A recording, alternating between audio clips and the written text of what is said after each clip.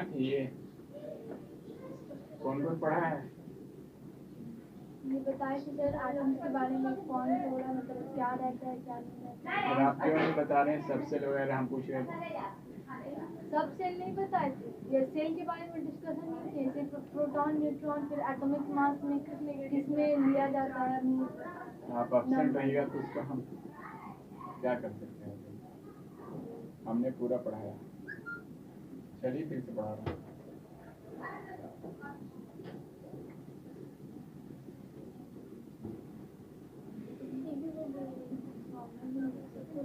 सौम्या पढ़ी हैं आप?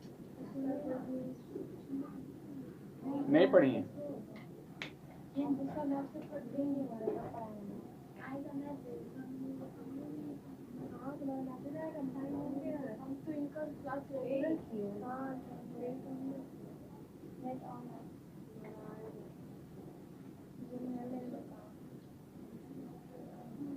ये एक एटम का स्ट्रक्चर है, ठीक है। ये बीच वाला जो है ये क्या है? न्यूक्लियस। इस न्यूक्लियस के अंदर क्या रहता है? प्रोटॉन रहता है और न्यूट्रॉन रहता है, ठीक है। और ये जो है ये राउंड राउंड सर्किल, ये क्या है?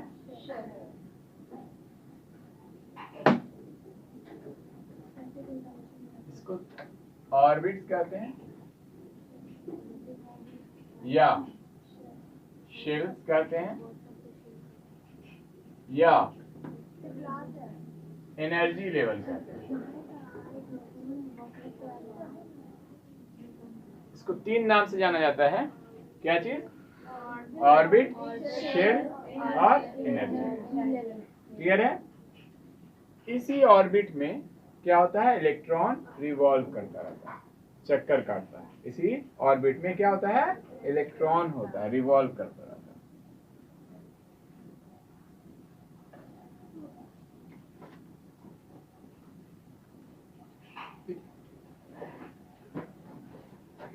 न्यूक्लियस के सबसे करीब जो ऑर्बिट होता है उसको क्या कहते हैं? उसको कहते हैं के से देखा, के या फर्स्ट ऑर्बिट। ये क्या है? फर्स्ट। इसका दूसरा जो है उसको capital L second, M third, N O five, ऐसे ही आगे जाएगा। ओ पी क्यू आर आगे बढ़ते जाएंगे। ये क्या है? ये आपको ऑर्बिट नंबर है 1 2 3 4 5। ये क्या है? ऑर्बिट नंबर है। अब इस ऑर्बिट में सब में तो इलेक्ट्रॉन रिवॉल्व कर रहा। किस ऑर्बिट में कितना इलेक्ट्रॉन होगा उसके लिए फॉर्मूला है। किस ऑर्बिट में कितना इलेक्ट्रॉन होगा उसके लिए क्या है? फॉर्मूला। कौन सा फॉर्मूला है वो देखिए। नंबर ऑफ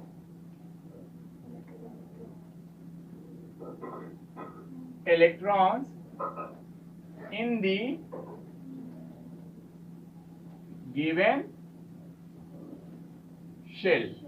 किसी भी शेल में कितना इलेक्ट्रॉन होगा उसके लिए फॉर्मूला है 2n², where n is the orbit number और शेल नंबर। जहां n क्या है? ऑर्बिट नंबर है या शेल नंबर है। नोट कीजिए इतना।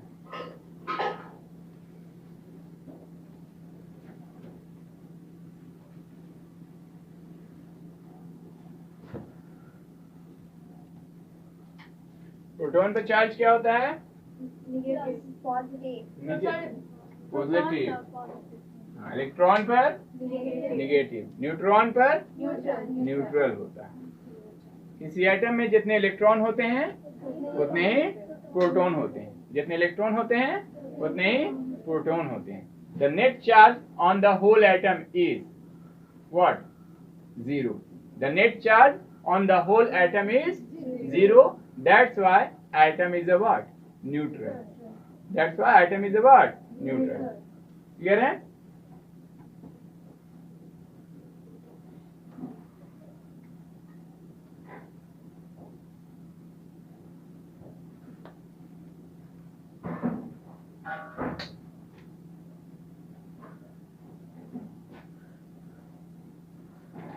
written?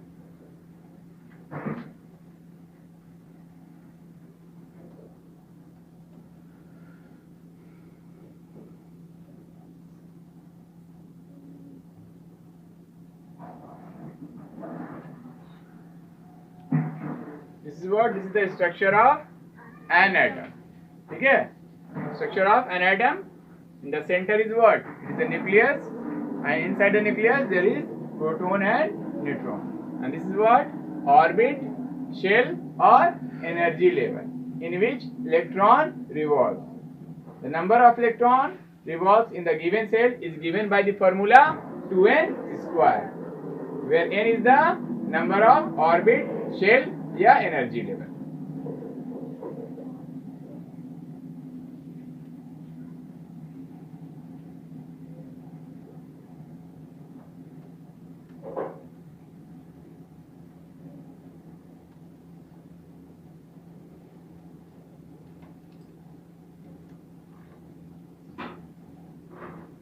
लिख लिया सभी लोग?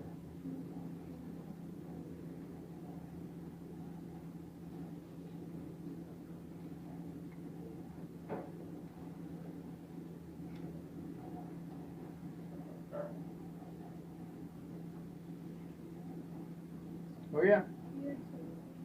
देखिए इरेज करूं?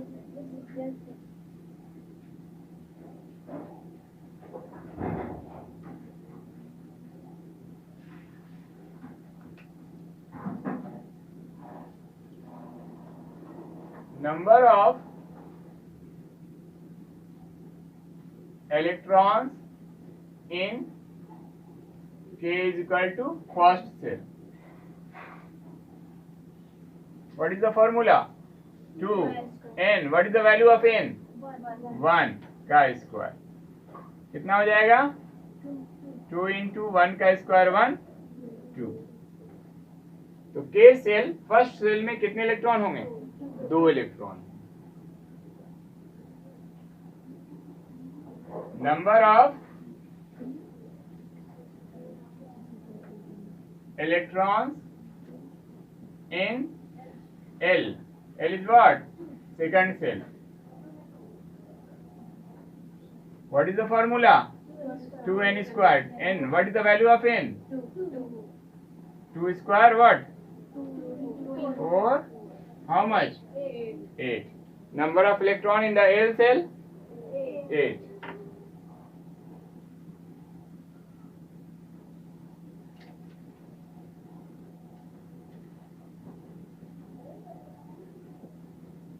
M is equal to what? 3. 2 into what? 3 का square. 2 into 9 18 electron. M cell में कितना होगा? 18 इलेक्ट्रॉन.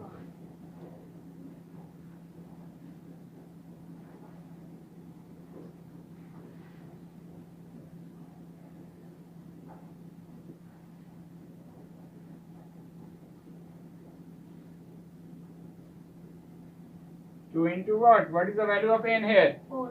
4.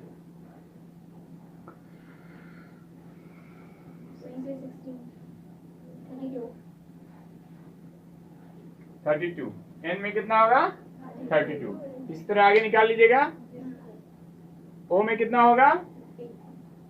2 into 5 का स्क्वायर. 5 का square how much? 25 into 2 50 electron. 6 का कितना होगा? 2 into 6 का स्क्वायर 36 into 2 72 इलेक्ट्रॉन. ठीक है, नोट कीजिए.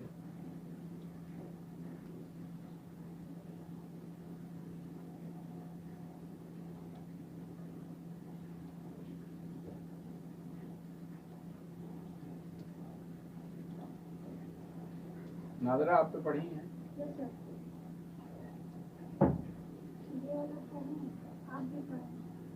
वही चीज तो हम पूछ रहे हैं. 2 इलेक्ट्रॉन L सेल में 8, M सेल में 18, N सेल में 30.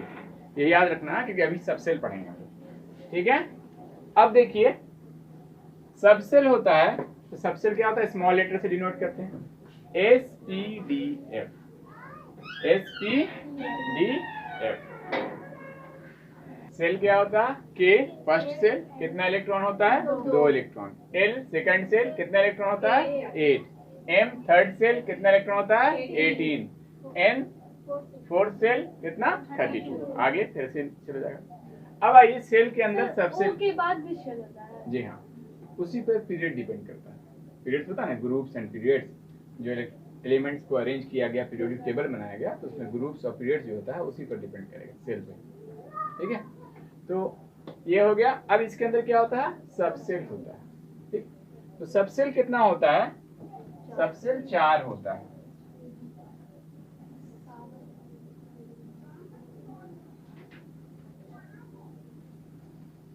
Small s, small p, small d, small a. ये किसके अंदर होता है? सेल के अंदर होता है। किसके अंदर होता है? सेल के अंदर होता है। ये सेल है, इसके अंदर होता है। ठीक है, sp_d_f। लेकिन क्या सभी सेल में सारे सबसेल होंगे? नहीं, सभी सेल में सभी सबसेल नहीं होंगे। फर्स्ट सेल में एक ही सबसेल होगा, सेकंड वाले में 2 होगा, थर्ड सेल में 3 सबसेल होगा, फोर्थ वाले में 4 सबसेल होगा, फिफ्थ में 4 होगा, सिक्स्थ में 4 होगा, क्योंकि 4 ही, 4 से ज्यादा तो है नहीं हमारे पास। sp_d_f। फर्स्ट वाले में जो सबसेल होगा वो कौन होगा? s। कौन होगा? s। सेकंड वाले में s और p, s और p 2 होगा, थर्ड में sp_d, फोर्थ में sp_d_f, फिफ्थ में sp_d_f होगा। अब इसको, इसमें क्या, ये सबसेल है, तो सेल है और सबसेल है, तो इसमें आखिर क्या चीज रिवॉल्व करेगा? इलेक्ट्रॉन रिवॉल्व करेगा। तो अभी तक तो हम लोग जान चुके हैं कि सेल में कितना इलेक्ट्रॉन होता है, क्लियर हो गया। सबसेल में कितना इलेक्ट्रॉन होगा ये कैसे पता चलेगा? ठीक है, तो यहां से ही पता चलेगा कि के में कितना सबसेल है। देखिए के क्या है? फर्स्ट सेल को कहते हैं। इसके अंदर सबसेल कौन है? एस। और इसके में कितना इलेक्ट्रॉन गया है जी? 2। तो दोनों का दोनों इलेक्ट्रॉन कौन यूज कर लेगा? 2 इलेक्ट्रॉन कौन? एस यूज करेगा। ठीक है, अब आइए दूसरे में क्या है? दूसरा मेरा एल, ये सेकंड सेल है। सेकंड में कितने सबसेल होंगे? एस और पी। इसमें टोटल इलेक्ट्रॉन कितना गया बताइए? टोटल इलेक्ट्रॉन जो है एल में 8 इलेक्ट्रॉन, के में टोटल इलेक्ट्रॉन कितना है? 2 इलेक्ट्रॉन गया।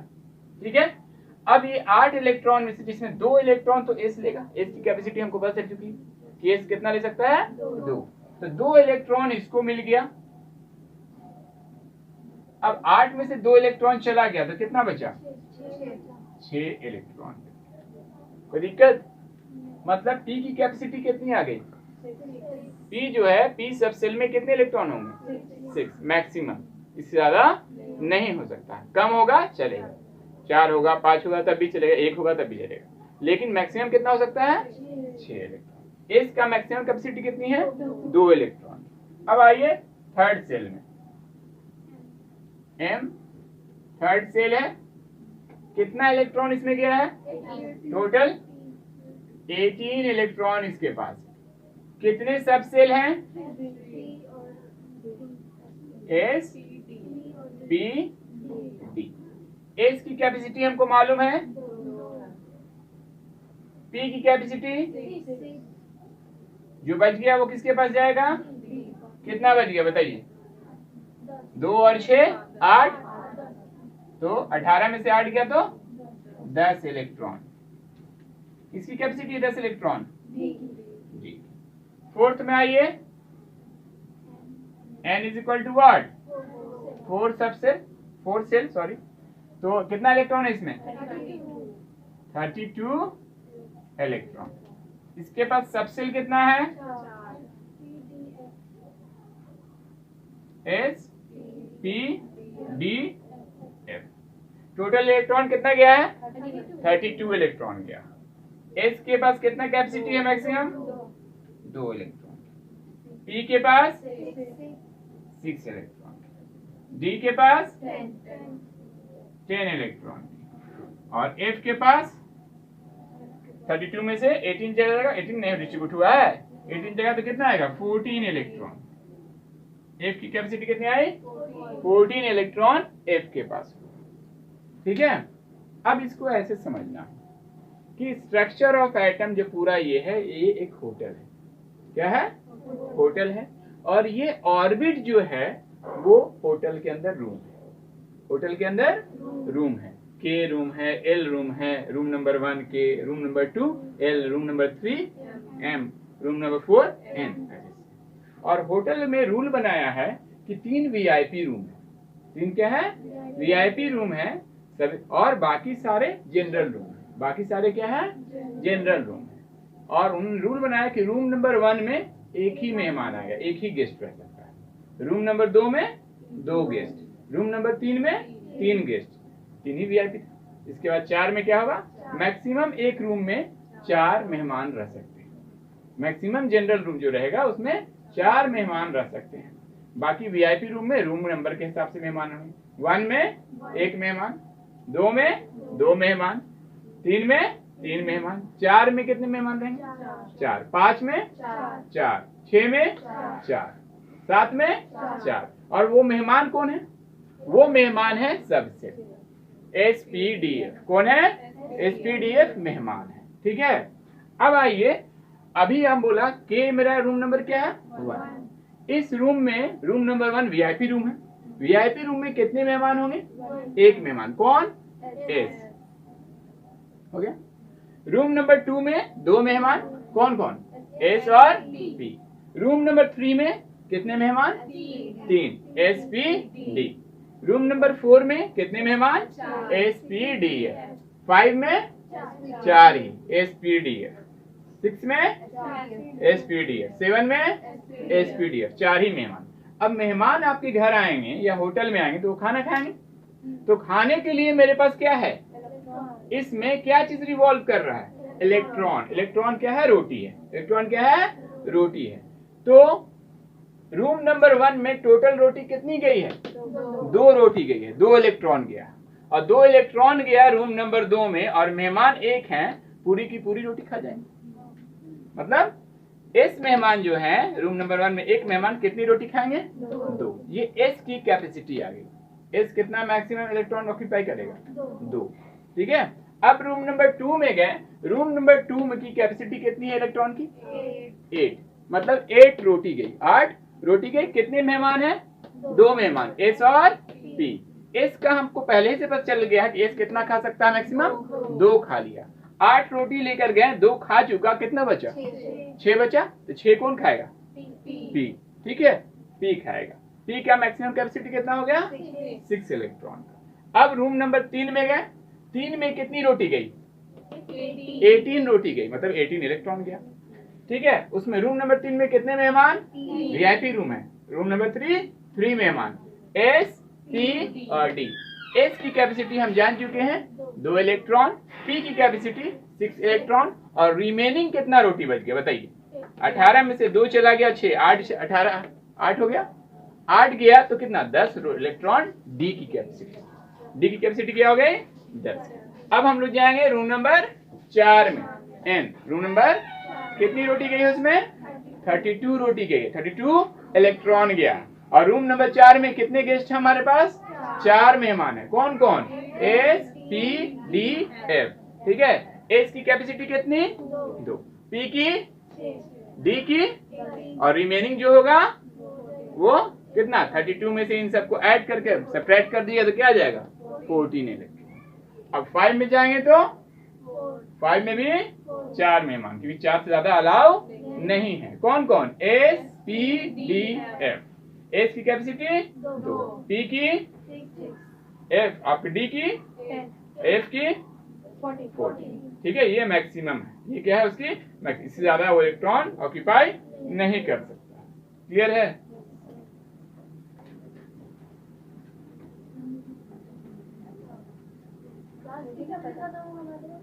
कितना होता है? 4 होता है।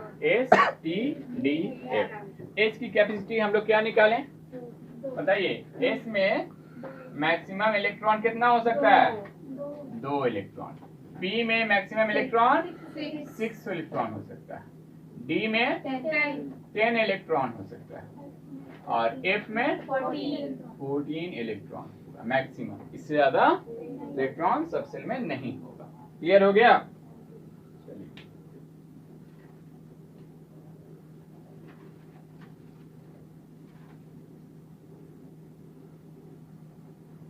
इरेज करूं?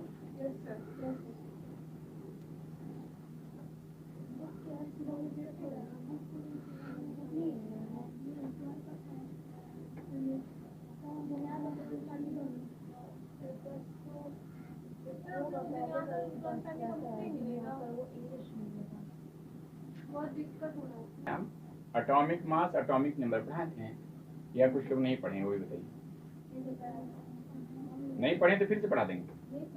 नहीं पढ़े हैं।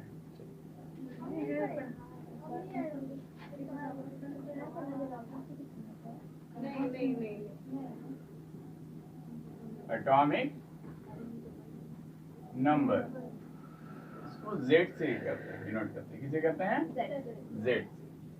ये एटम का स्ट्रक्चर है। इसमें जितने इलेक्ट्रॉन होते हैं उतने ही प्रोटॉन, जितने इलेक्ट्रॉन होते हैं उतने ही प्रोटॉन होते हैं। प्रोटॉन पर प्लस चार्ज होता है और इलेक्ट्रॉन पर माइनस चार्ज होता है। जितना प्लस चार्ज उतना ही माइनस चार्ज। तो नेट चार्ज क्या होगा पूरे एटम का? 0 हो जाएगा। नेट चार्ज क्या हो जाएगा? 0, न्यूट्रल। इसके अंदर चार्ज पार्टिकल होते हुए भी पूरा एटम न्यूट्रल है। बिकॉज क्या, जितना प्लस चार्ज होता है उतना ही माइनस चार्ज होता है। ठीक है। अब आइए, केमिकल रिएक्शन में जो पार्टिसिपेट करता है वो क्या करता है? वो इलेक्ट्रॉन करता है। और कौन सा इलेक्ट्रॉन करता है? Valence electron. कौन सा इलेक्ट्रॉन करता है? Valence electron. और वैलेंस इलेक्ट्रॉन होता क्या है? जो सबसे बाहर वाले सेल में हो, सबसे बाहर आउटर मोस्ट सेल में जो इलेक्ट्रॉन होता है, उस बाहर वाले सेल का नाम है वैलेंस सेल। क्या है? Valence shell. और उसके अंदर जो इलेक्ट्रॉन होता है वो क्या होता है? Valence electron. ठीक है। वो अपने आप को स्टेबल करने के लिए, एटम को स्टेबल करने के लिए, या तो वो क्या करेगा? लूज करेगा इलेक्ट्रॉन, या तो गेन करेगा, या तो शेयर करेगा। ठीक है। 3 तरीका है अपने आप को स्टेबल करने के लिए। और वो क्या करता है? अपने नजदीकी नोबेल गैस के ऐसा स्ट्रक्चर, अपना इलेक्ट्रॉनिक कॉन्फ़िगरेशन बनाने के लिए या तो इलेक्ट्रॉन लूज करेगा, या तो इलेक्ट्रॉन गेन करेगा, या तो शेयर करेगा। 3 तरीके से। ठीक है। लेकिन उसमें पार्टिसिपेट कौन करेगा? इलेक्ट्रॉन। प्रोटॉन और न्यूट्रॉन पार्टिसिपेट नहीं करता है, क्योंकि वो किसके अंदर होता है? न्यूक्लियस के अंदर। किसके अंदर होता है? न्यूक्लियस के अंदर होता है। तो इसका नंबर क्या है? इलेक्ट्रॉन फ्लक्चुएट करेगा, नहीं बढ़ेगा कम हो, क्योंकि वो लेन देन कर सकता है, शेयरिंग कर सकता है। ठीक है। लेकिन नॉर्मल सिचुएशन में क्या होगा? जितना इलेक्ट्रॉन उतना प्रोटॉन। तो एटम एज अ होल क्या होगा? न्यूट्रल। तो एटॉमिक नंबर जो है, जिसके अकॉर्डिंग मॉडर्न पीरियोडिक टेबल का अरेंजमेंट हुआ। ठीक है। एटॉमिक नंबर किस पर डिपेंड करता है? प्रोटॉन। किस पर डिपेंड करता है? प्रोटॉन पर डिपेंड करता है। तो atomic number is equal to number of protons. और नंबर ऑफ प्रोटॉन्स किसके बराबर होता है? तो atomic number is equal to number of electron भी लिख सकते हैं, क्योंकि जितना प्रोटॉन होता है उतना ही इलेक्ट्रॉन होता है। कोई प्रॉब्लम?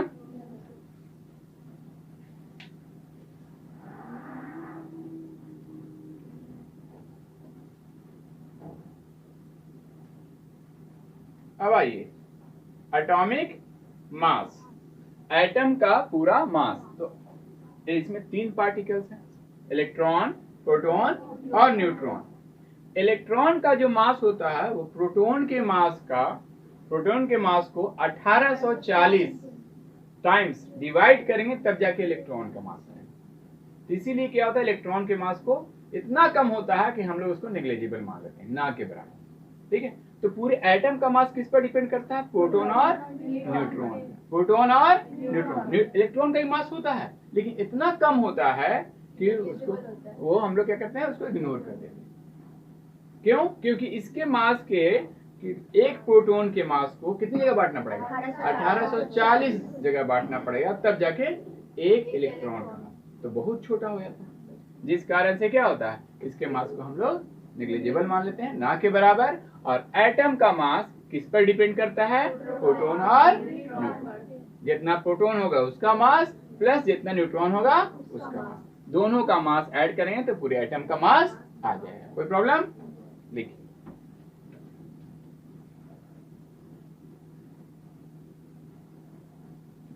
एटॉमिक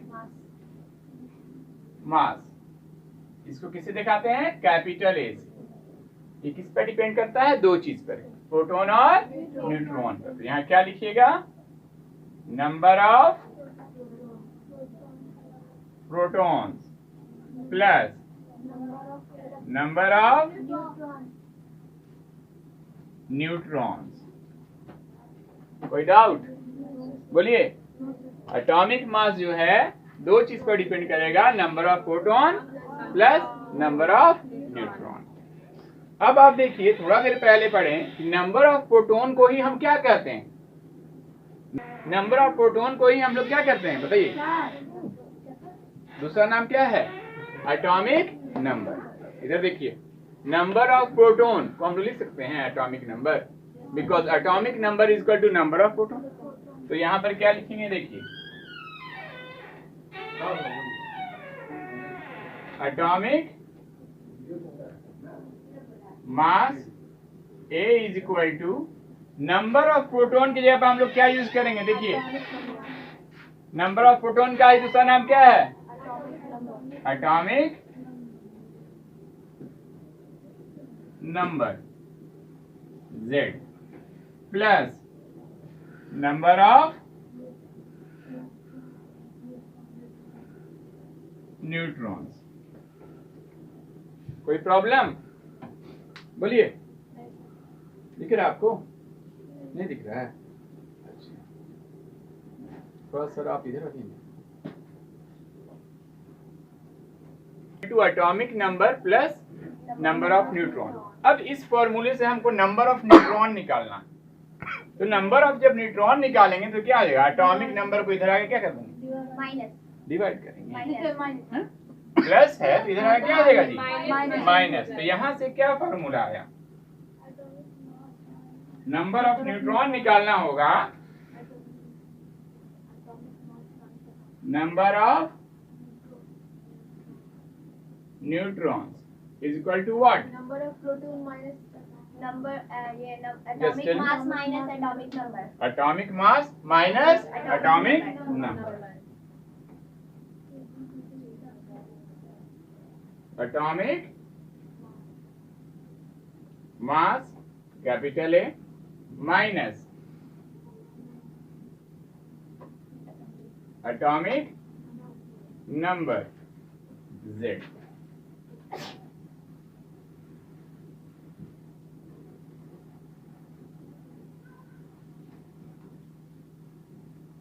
नोट कीजिए। एग्जाम्पल के लिए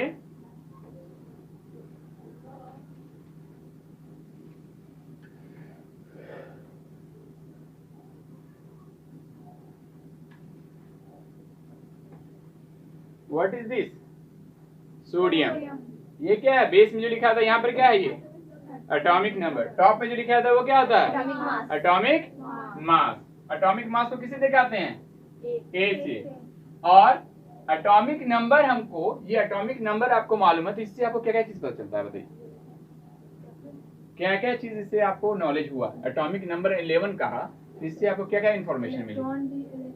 नंबर ऑफ प्रोटॉन भी 11 होगा, नंबर ऑफ इलेक्ट्रॉन भी 11 होगा, क्योंकि atomic number depends upon what? Number of proton और नंबर ऑफ इलेक्ट्रॉन। तो एटॉमिक नंबर जब पता चल गया किसी भी एलिमेंट का, तो उसमें कितना प्रोटॉन होता है वो भी पता चल जाएगा, कितना इलेक्ट्रॉन होता है वो भी पता चल जाएगा। ठीक है, तो यहाँ पर एटॉमिक नंबर कितना है बताइए? एटॉमिक नंबर Z, किसका atomic number? Sodium.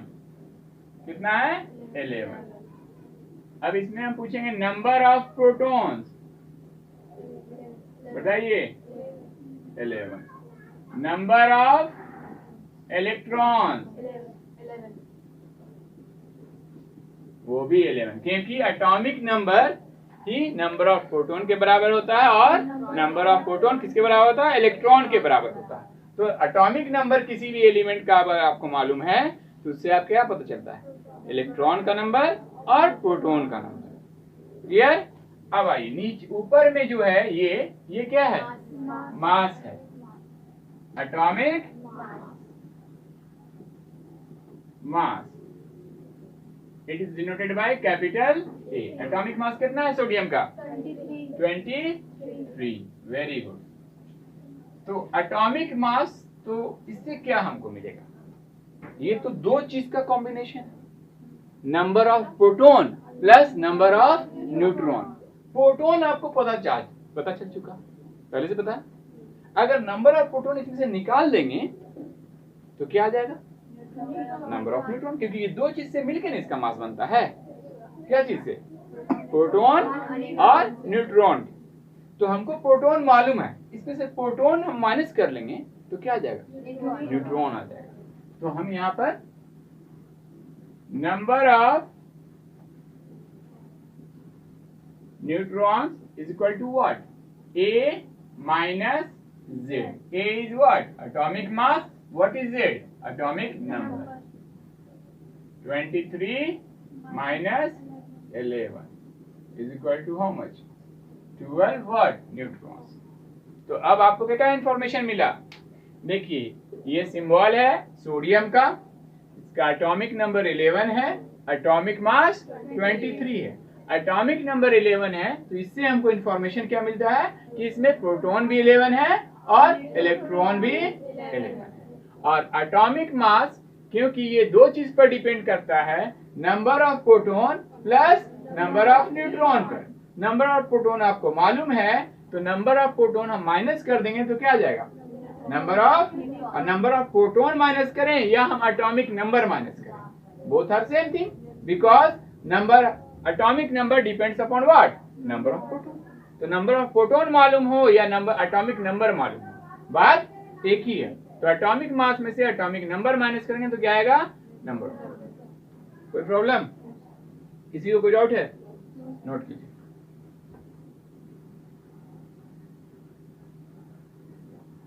Capacity 2, L की 8, M की 18, उसके बाद N की 32। तो आगे बढ़ेंगे, ठीक है? ये समझ में आ गया। एटॉमिक नंबर किस पे डिपेंड करता है? एटॉमिक नंबर जो है नंबर ऑफ प्रोटॉन पर डिपेंड करता है, और जितना प्रोटॉन होता है उतना ही इलेक्ट्रॉन होता है, इसलिए atomic number is equal to number of electron हो जाता है। और एटम का पूरा मास जो है किस पर डिपेंड करता है? Number of proton plus number of neutron पर। दो चीज को मिलाकर तब जाके पूरे एटम का मास निकलेगा। और नंबर ऑफ प्रोटॉन को ही हम लोग क्या कहते हैं? Atomic number plus number of neutron is equal to atomic mass. अब यहाँ से नंबर ऑफ न्यूट्रॉन का फॉर्मूला क्या आया? Atomic mass minus atomic number. और ये इस तरह से लिखा रहता है, ये सिंबॉलिक रिप्रेजेंटेशन है। सोडियम एलिमेंट Na क्या है? सोडियम एलिमेंट है, जो इसका लैटिन नाम नाइट्रियम होता है ना, इसीलिए Na लिखा था, लैटिन नाम है। तो सोडियम है, सोडियम का एटॉमिक नंबर 11 है, एटॉमिक मास 23। इससे हमको क्या क्या इंफॉर्मेशन मिलता है कि एटॉमिक मास इसका 11 है, तो इसमें 11 प्रोटॉन है, 11 इलेक्ट्रॉन है। सॉरी, एटॉमिक मास नहीं, एटॉमिक नंबर। एटॉमिक नंबर पता होगा तो 11 प्रोटॉन होगा, 11 इलेक्ट्रॉन होगा।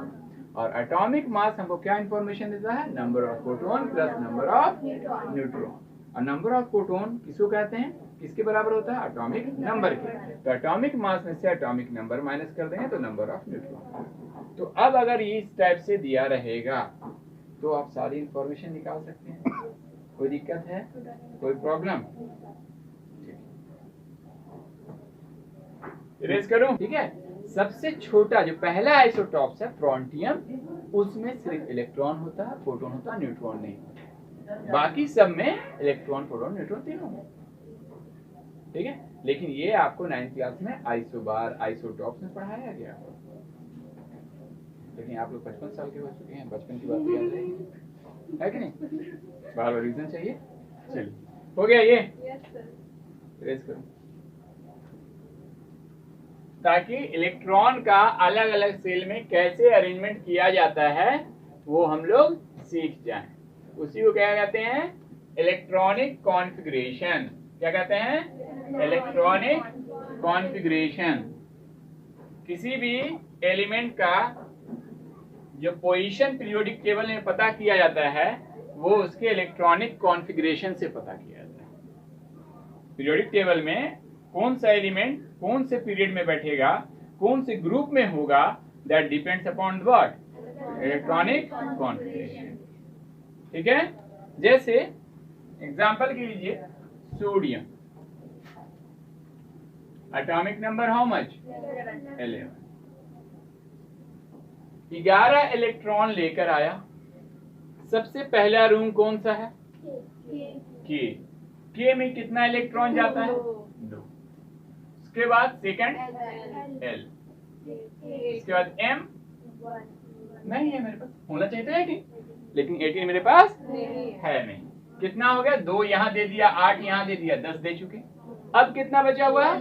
11 ही इलेक्ट्रॉन था ना, तो 11 में 10 दे चुके तो 1 बच गया। ठीक है, ये इलेक्ट्रॉनिक कॉन्फ़िगरेशन किसका हुआ? सोडियम का हुआ। लेकिन ये एलिमेंट्स है, ये क्या है? अभी एलिमेंट्स है, ये स्टेबल नहीं है। अब स्टेबल होने के लिए क्या करेगा? अपने नजदीकी नोबेल गैस के जैसा इलेक्ट्रॉनिक कॉन्फ़िगरेशन ऑब्टेन करेगा। अपने नजदीकी नोबेल गैस के जैसा अपना इलेक्ट्रॉनिक कॉन्फ़िगरेशन ऑब्टेन करेगा। या तो ये देगा, या तो वो लेगा, या तो वो शेयर करेगा। वो बात की बात है, आगे हम लोग उसको डिस्कस करेंगे क्या करेगा, और वो यहीं से इसकी पहचान होगी मेटल है या नॉन मेटल। लेकिन अभी पहले इलेक्ट्रॉनिक कॉन्फ़िगरेशन सीख लीजिए। ये कैसा है electronic configuration? Electronic configuration by shell wise. लिखिए, electronic configuration by shell wise.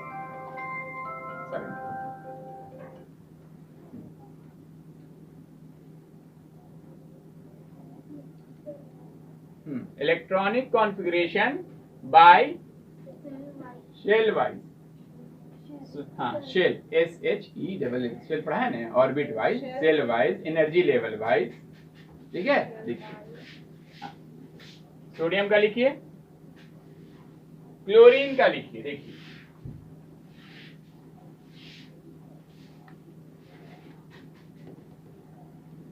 Chlorine का atomic number how much? 70। First shell में गए कितना इलेक्ट्रॉन? सेकंड में 8। 10 बढ़ चुका है, कितना बचा? 7। ऐसी इसकी कैपेसिटी कितनी है? 18, लेकिन बचा कितना है? 7।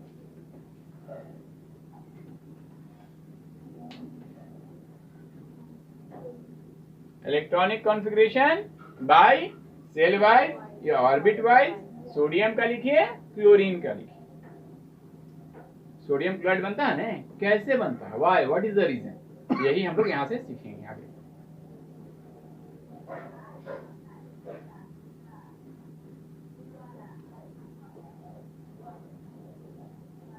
हमारे पीरियोडिक टेबल में अभी कितना 118 एलिमेंट पाया जाता है। ठीक है, हो सके फ्यूचर में और भी पाया जाए। हाँ बिल्कुल मिल सकता है, और भी पाया जाए, ये फिक्स नहीं है। यही गलती किसने की थी? न्यूलैंड्स ऑक्टेव, जो साइंटिस्ट थे, उन्होंने कह दिया था कि आगे और नहीं पाया जाएगा। ठीक है, और उन्होंने अपने म्यूजिक के को किससे मिला दिया था? केमिस्ट्री से मिला दिया था। स रे ग म प ध नि, फिर स, है ना, फिर स रे ग म प, तो इसको केमिस्ट्री से मैच कर दिए और एटॉमिक मास के अकॉर्डिंग उसको अरेंज कर दिए, और बोले कि किसी भी एलिमेंट से आप उसका जो 8वां एलिमेंट होगा, वहां से किसी भी एलिमेंट से आप स्टार्ट कीजिए, उसका 8वां जो एलिमेंट होगा उसकी प्रॉपर्टी क्या होगी? सेम होगी। लेकिन इनका जो लॉ जो ये बोले, ये सिर्फ लाइटर एलिमेंट पर काम किया, लाइटर एलिमेंट पर काम किया, बड़े एलिमेंट पर काम करना बंद कर दिया। और इन्होंने और भी बोल दिया कि अब आगे और एलिमेंट पाया ना जाएगा। सबसे बड़ा ब्लंडर मिस्टेक कर दिया, क्योंकि उनके वक्त में सिर्फ 63 एलिमेंट पाए गए। अभी कितना है? 118। आगे फ्यूचर में और भी डिस्कवर हो सकते, क्योंकि बनाया नहीं जा रहा है, उसको खोजा जा रहा है। तो बनाएंगे तब नहीं इन्वेंशन होगा, खोजेंगे तो क्या होगा? डिस्कवर। चलिए देखिए, हो गया। अब इसको बोलेंगे नहीं सेल वाइज नहीं, अब सब सेल वाइज बताइए। इलेक्ट्रॉनिक कॉन्फ़िगरेशन सब सेल वाइज।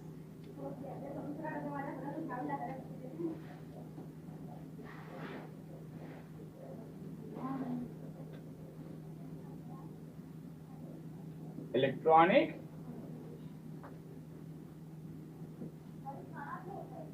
कॉन्फ़िगरेशन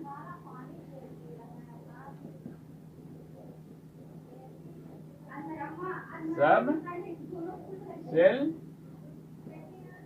वाइज, ये अभी पढ़ाएंगे। और ये ऊपर वाला क्या था जी? हाँ, इलेक्ट्रॉनिक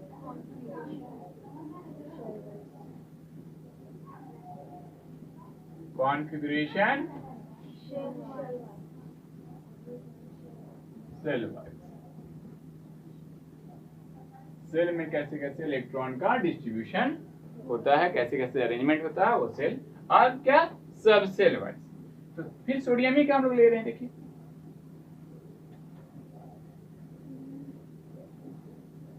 और आप बताइए, के को ही ने हम लोग फर्स्ट सेल कहते हैं, एल को सेकंड सेल, एम को थर्ड, एन को फोर्थ। तो के की जगह पर हम लोग 1 यूज कर सकते हैं ना। के लिखें या 1 लिखें, दोनों क्या है? के भी फर्स्ट सेल है और उसी को हम लोग नंबर में 1 से दिखाते हैं। तो यहाँ पे क्या होगा?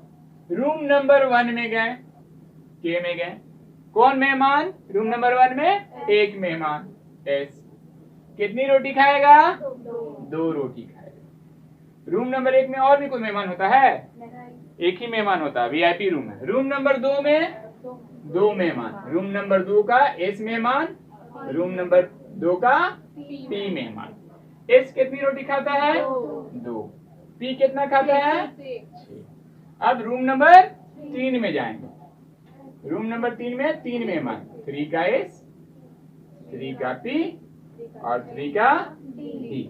देखिए इसमें बहुत सारा, आगे जब जाइएगा 22 तक तो ठीक है। क्रोमियम 24, जब क्रोमियम में आएगा तो उसमें आपको, जब डी ब्लॉक में आएगा तो उसमें बहुत सारा एक्सेप्शन होगा, है ना। फिर इलेक्ट्रॉन का सब सेल वाइज कैसे अरेंजमेंट होता है, 3D से पहले 4s भरना पड़ता है। तो उसके लिए आपको हम पढ़ाएंगे अफवाउ प्रिंसिपल। क्या पढ़ाएंगे? अफवाउ प्रिंसिपल। ये आपको 22 तक सही होगा, 23 तक भी सही होगा। लेकिन जैसे ही और आगे जाइएगा तो जब डी ब्लॉक एलिमेंट हम लोग पढ़ने लगेंगे तो उसमें क्या होगा, आपको अफवाउ प्रिंसिपल जानना पड़ेगा।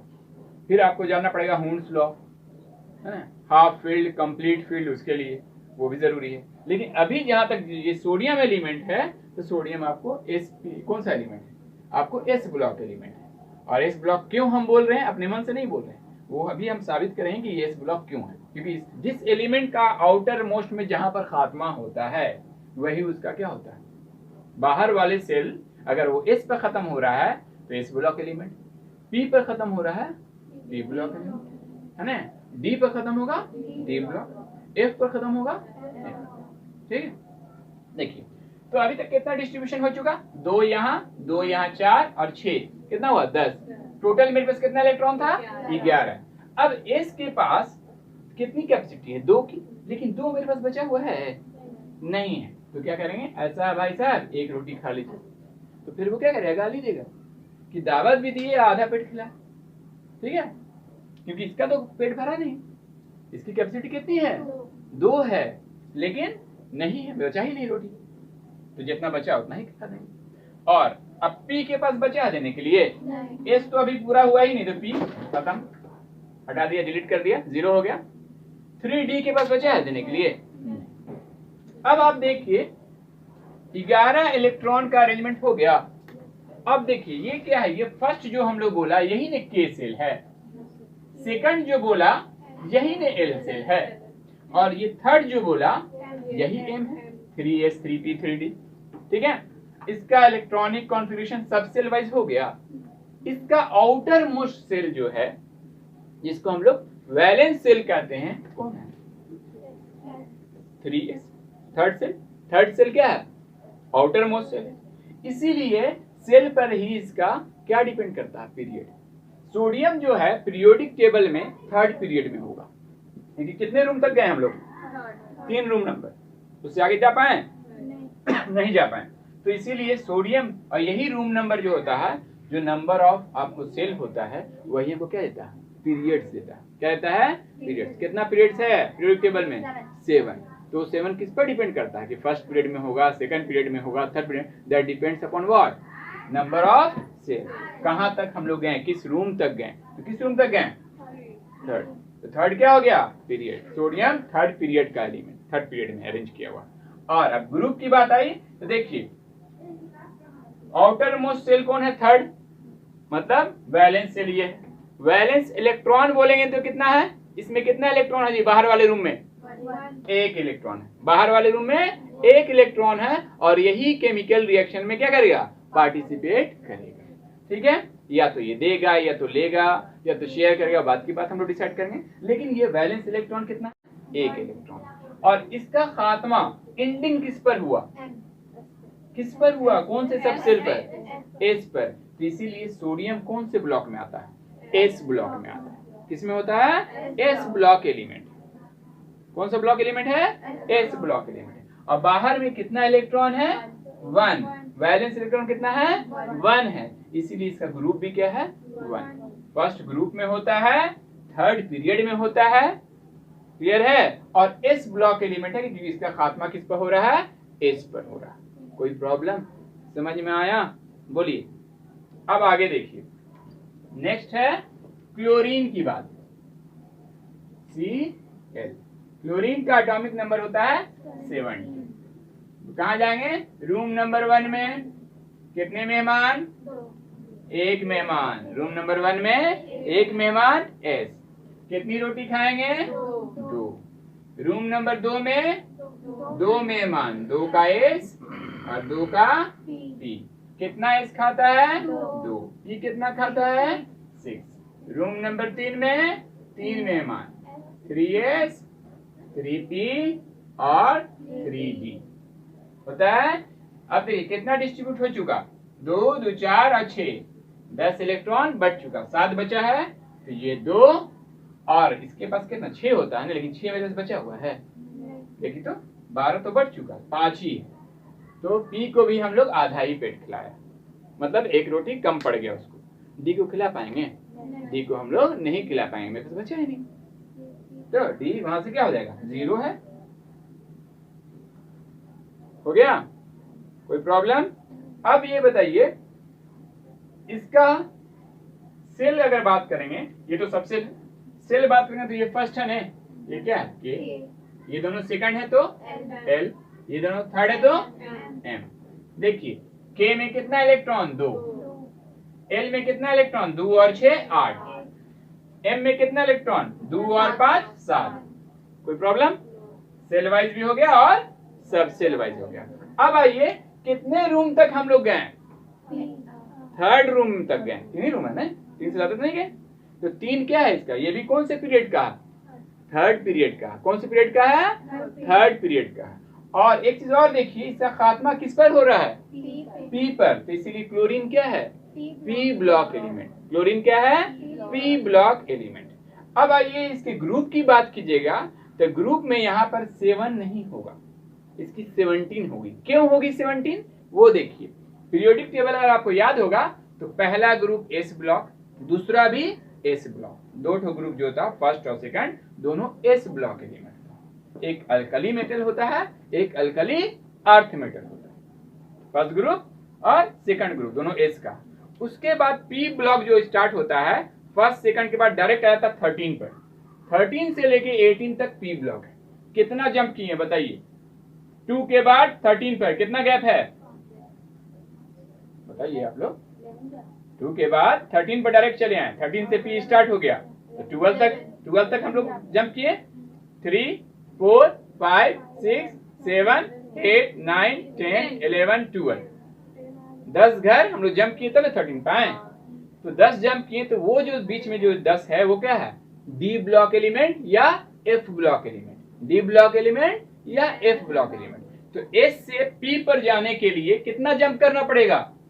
10 जंप करना पड़ेगा, 10 ग्रुप को जंप करना पड़ेगा। इसलिए पी ब्लॉक कोई भी एलिमेंट होगा, उसका अगर ग्रुप निकालना है, उसका क्या निकालना है? ग्रुप निकालना है, तो उसके वैलेंस सेल में, आउटर मोस्ट सेल में 10 जोड़ देंगे। क्यों जोड़ेंगे? अपने मन से हम नहीं बोल रहे, क्योंकि उसका जब अरेंजमेंट जो किया गया है, पहले S1 S2, उसके बाद डी ब्लॉक का बॉक्स है, डी ब्लॉक ग्रुप है, वो कितना है? 10 है। उसके बाद 13 से लेके 18 जो ग्रुप है वो पी ब्लॉक है। तो एस के बाद कहां जाएंगे? पी पर, क्योंकि पी खात्मा है। तो कितना जंप करेंगे? 10 जंप करेंगे। 10 जंप करेंगे तो क्या हो जाएगा? वो उसका ग्रुप आ जाएगा। तो वैलेंस इलेक्ट्रॉन कितना है? 2 और 5 7 यहाँ में, ये सेल वाइज है, ये सब सेल वाइज। वैलेंस इलेक्ट्रॉन दोनों में कितना है जी? दोनों में 7 है। देखिए ये भी आउटर मोस्ट सेल, ये भी 3 2 और 3 कितना होगा? 2 और 5 7, यहाँ भी 7। तो इसमें कितना जोड़ेंगे? 10 जोड़ेंगे। किस में? सिर्फ और सिर्फ पी ब्लॉक एलिमेंट होगा। ये कौन ब्लॉक का एलिमेंट है? क्लोरीन। बताइए किस पर खत्म हो रहा है? पी पर खत्म हो रहा है। तो ये क्या होगा? पी ब्लॉक एलिमेंट होगा। और पी ब्लॉक एलिमेंट होगा तो उसका ग्रुप निकालने के लिए उसके वैलेंस इलेक्ट्रॉन में 10 जोड़ देंगे। क्या जोड़ेंगे? 10 जोड़ देंगे। तो वैलेंस इलेक्ट्रॉन कितना है बताइए? कितना है? 7 और प्लस 10 कितना हो जाएगा? 17।